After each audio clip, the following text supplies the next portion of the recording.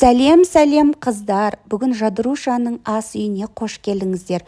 Бүгін ашытқысыз ең керемет жет-желпек тоқаштарды дайындаймыз. Ол үшін керек ыдыс, жұмыртқа, бір қасық қаймақ, бір қасық майонез, және қант, тұз, жылы су және разъединитель керек болады. Күшті әдемі көтерілу үшін ұн, сұйық май, сүт қажет болады.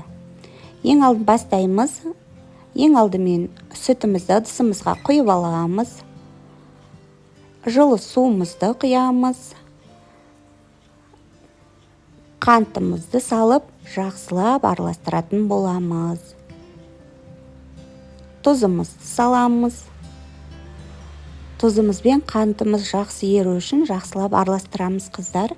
Жақсылап әдемілеп тұрып араластырамыз.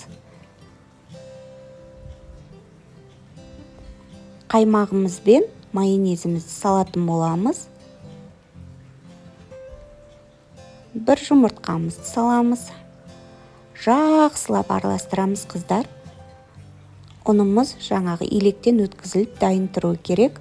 Барлық ингредиенттерді описанияға қалдырып кетем қыздар. Қанша мөлшерде салатындарыңызды бәрін бір жасағаннан тез шығатын рецепт. Разъединительімізді саламыз. Сұйық майымызды, бір қасық сұйық майымызды салып, жақсылап араластырамыз. Жақсылап араластырамыз.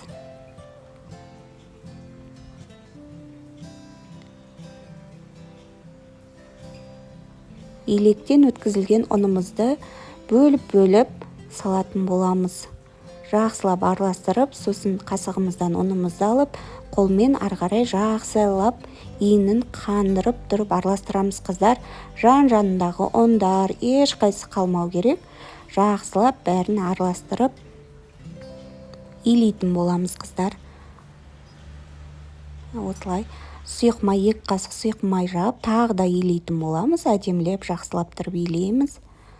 Сосын бетін жауып 20 минутқа қойып қоямыз, демалдырып. Одан кейін бастаймыз. Осылай ыдысымызға нанды бөліп, ұнды сеуіп аламыз да, жет-желпекке бөліп, бауырсағымызға бөліп, нанды илейтін боламыз. Осылай жақсылап бөліп аламыз қыздар.